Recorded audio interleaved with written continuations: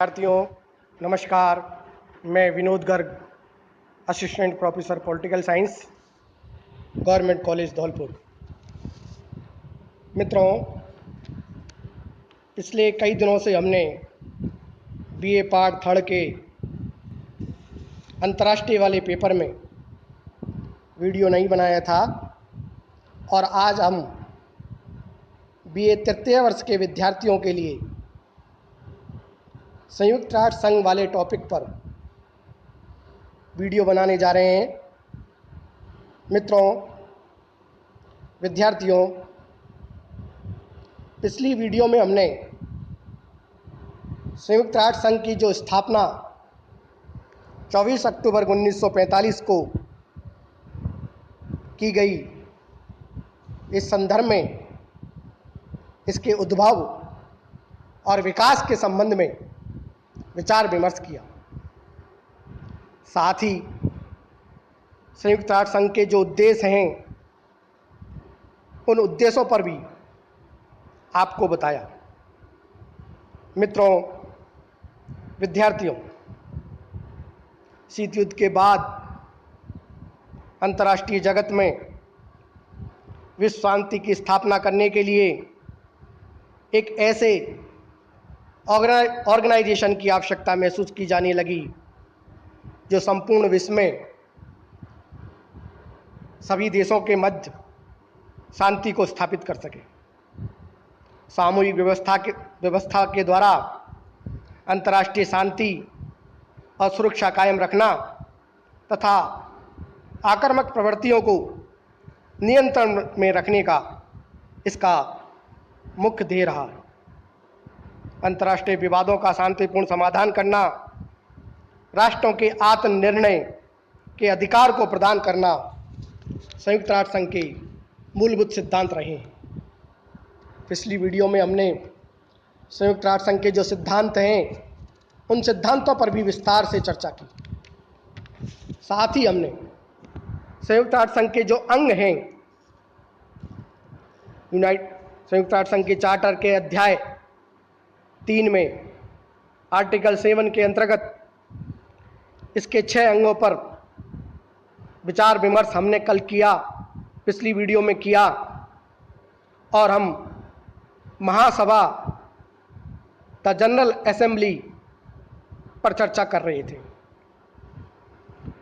इसका पुनरावलोकन करते हुए मित्रों, पुनः हम महासभा की संगठन और भूमिका इसको समझने का प्रयास करते हैं। महासभा संयुक्त राष्ट्र संघ का एक प्रमुख अंग है। इस बात से आप वाकिफ हैं। डेविड कुशमैन ने महासभा को संयुक्त राष्ट्र संघ का केंद्रीय और प्रमुख अंग बताया। आइकेल वर्गर भी महासभा को विश्व का उन्मुक्त अंतःकरण की संज्ञा देते हैं। यह संपूर्ण मानव समाज की चेतना का केंद्र बिंदु भी कहा जा सकता है। प्रतिनिधित्व के संबंध में हमने बताया, प्रत्येक देश को, प्रत्येक राष्ट्र को महासभा के अंदर 5 प्रतिनिधि भेजने का अधिकार प्राप्त है। परंतु जब वोट की गिनती की जाती है, वोट देने का टाइम होता है, तो उस समय प्रत्येक देश का एक ही वोट समझा जाता है। मतदान प्रक्रिया के संबंध में भी हमने चर्चा की। आज हम महासभा के संबंध में किस प्रकार के निर्णय किए जाते हैं, महत्वपूर्ण प्रश्नों पर महासभा की क्या भूमिका रहती है, इस संबंध में चर्चा करना चाहेंगे। मित्रों, विद्यार्थियों, संयुक्त राष्ट्र संघ के चार्टर के अंतर्गत महत्वपूर्ण प्रश्न जिनके विषय में निर्णय उस समय उपस्थित और मत देने वाले सदस्यों के 2/3 बहुमत से किए जाते हैं, और अन्य प्रश्न जिनके विषय में निर्णय उस समय उपस्थित सदस्यों के बहुमत से किए जाने का प्रावधान चार्टर में किया गया है। मित्रों, विद्यार्थियों, महत्वपूर्ण प्रश्नों की सूची में अनेक प्रकार के प्रश्नों को इसमें रखा गया है। महत्वपूर्ण प्रश्न वो प्रश्न होते हैं जिन पर संपूर्ण अंतर्राष्ट्रीय जगत की सुरक्षा का प्रश्न जुड़ा हुआ हो। अंतर्राष्ट्रीय शांति और सुरक्षा बनाए रखने के विषयों पर सिफारिश करने संबंधी प्रश्न महत्वपूर्ण प्रश्नों की सूची में रखे जाते हैं। इसके अलावा इसका महत्वपूर्ण अंग सुरक्षा परिषद के अस्थायी सदस्यों के निर्वाचन के संबंध में भी यदि कोई प्रश्न आता है वो भी इम्पोर्टेंट और महत्वपूर्ण प्रश्नों की गिनती में रखा जाता है।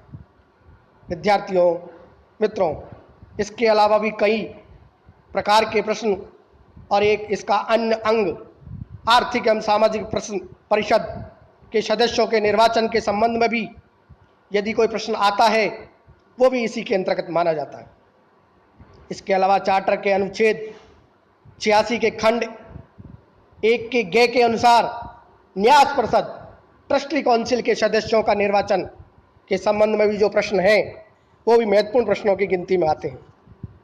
यूएनओ यूनाइटेड नेशन ऑर्गेनाइजेशन में नवीन सदस्य राष्ट्रों के प्रवेश संबंधी मामले भी महत्वपूर्ण प्रश्नों में आते हैं।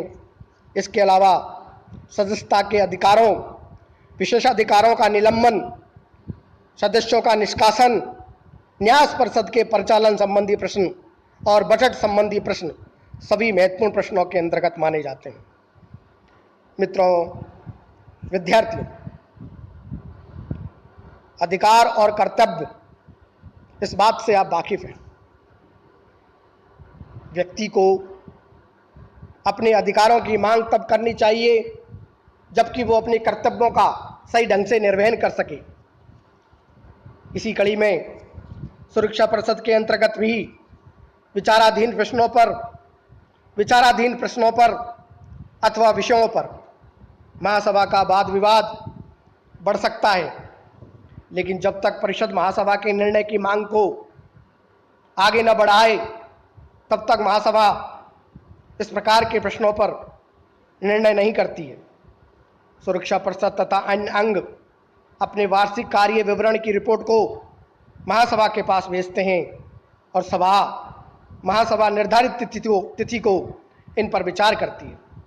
लेकिन महासभा सुरक्षा परिषद की रिपोर्ट पर आलोचना करने के अतिरिक्त और कोई रद्दोबदल फेरबदल नहीं कर सकती है। मित्रों, विद्यार्थियों, महासभा के द्वारा सुरक्षा परिषद के 10 अस्थायी सदस्यों, आर्थिक और सामाजिक परिषद के 54 सदस्यों तथा न्यास परिषद के अस्थायी सदस्यों का निर्वाचन होता है और अंतर्राष्ट्रीय न्यायालय के सदस्यों को निर्वाचन करने का अधिकार समान रूप से महासभा और सुरक्षा परिषद दोनों को ही है। सुरक्षा परिषद की स्वीकृति प्राप्त होने पर महासभा नए सदस्यों को पद ग्रहण करने की अनुमति देती है। संयुक्त राष्ट्र संघ के सदस्य की नियुक्ति में भी महासभा सुरक्षा परिषद की सिफारिश पर कार्य करती है। संयुक्त राष्ट्र संघ का आय व्यय बजट महासभा के द्वारा ही स्वीकृत होता है। अतः महासभा अन्य अंगों पर स्वतः रूप से आर्थिक नियंत्रण स्थापित कर लेती है। महासभा की चार्टर के उपधारा 1 के अनुसार संयुक्त राष्ट्र संघ की सदस्यता का अर्थ महासभा की सदस्यता से ही लिया जाता है। मित्रों, विद्यार्थियों, अब हम महासभा के जो ऐच्छिक कार्य हैं उन पर चर्चा करना चाहेंगे। चार्टर के अनुसार महासभा के 2 प्रकार के कार्य होते हैं, जिसमें एक ऐच्छिक कार्य और दूसरा अनिवार्य कार्य। ऐच्छिक कार्य वो कार्य होते हैं जो उसकी इच्छा पर निर्भर करते हैं और अनिवार्य कार्य वो कार्य होते हैं जिनको करना अनिवार्य होता है। पहले प्रकार ऐच्छिक कार्यों के अंतर्गत शांति की स्थापना, अंतर्राष्ट्रीय शांति, युद्ध के खतरे को दूर करना, सुरक्षा को स्थापित करना और संपूर्ण विश्व में निरस्त्रीकरण की भावना को आगे बढ़ाना, सभी देशों के अंदर सहयोग की स्थापना की चेष्टा करना, ये सभी कार्य ऐच्छिक कार्यों के अंतर्गत माने जाते हैं, समझे जाते हैं। विद्यार्थियों, मित्रों, ऐच्छिक कार्य के अलावा महासभा के जो अनिवार्य कार्य हैं उनकी यदि हम चर्चा करना चाहें तो संयुक्त राष्ट्र संघ का आय व्यय बजट को पास करना महासभा का अनिवार्य कार्य माना जाता है। मित्रों, विद्यार्थियों, इसके अलावा सुरक्षा परिषद तथा अन्य संस्थाओं और संगठनों की रिपोर्ट पर विचार करने का जो प्रश्न है, उस प्रश्न पर भी महासभा को ही कार्य करना पड़ता है। इसके अलावा न्यास परिषद, ट्रस्टीशिप काउंसिल का निरीक्षण करना, पर्यवेक्षण करना, ये सभी कार्य भी महासभा के अनिवार्य कार्यों के अंतर्गत ही माने जाते हैं। विद्यार्थियों, अंतर्राष्ट्रीय सहयोग के उद्देश्यों से आर्थिक और सामाजिक और सांस्कृतिक और शिक्षा और स्वास्थ्य के संबंध में अध्ययन करने का जो कार्य है, वो भी महासभा के द्वारा ही किया जाता है। इनकी जांच पड़ताल करना और तद विषयक जो भी जरूरी है, उन जरूरी बातों पर आवश्यक सिफारिश करने का कार्य भी महासभा के द्वारा ही किया जाता है। प्रत्येक व्यक्ति को बिना जाति के, बिना लिंग, भाषा और धर्म के आधार पर किसी प्रकार का कोई भेदभाव ना हो, इस प्रकार की गारंटी देने का कार्य भी महासभा का ही है। मानवाधिकारों के संबंध में, मौलिक स्वतंत्रता के संबंध में, प्रत्येक व्यक्ति की समानता के संबंध में, प्रत्येक व्यक्ति के अधिकारों के संबंध में जो सहायता करने का कार्य है, वो भी महासभा के द्वारा ही किया जाता है।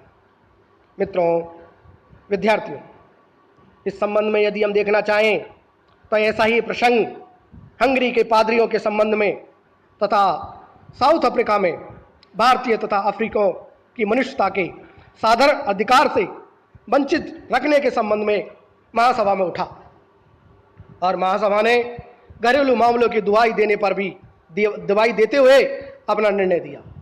इस प्रकार चार्टर द्वारा महासभा को इतने व्यापक अधिकार प्राप्त हैं कि कोई भी अंतर्राष्ट्रीय महत्व का मसला उसके सामने यदि पेश हो सकता है तो उस पर वो निर्णय करेगा और केवल राष्ट्रों के पूर्णतया घरेलू मामले में उसके अधिकार क्षेत्र इससे बाहर है। घरेलू मामलों में वो महासभा किसी प्रकार का कोई हस्तक्षेप नहीं करेगा। इस प्रकार का प्रावधान है।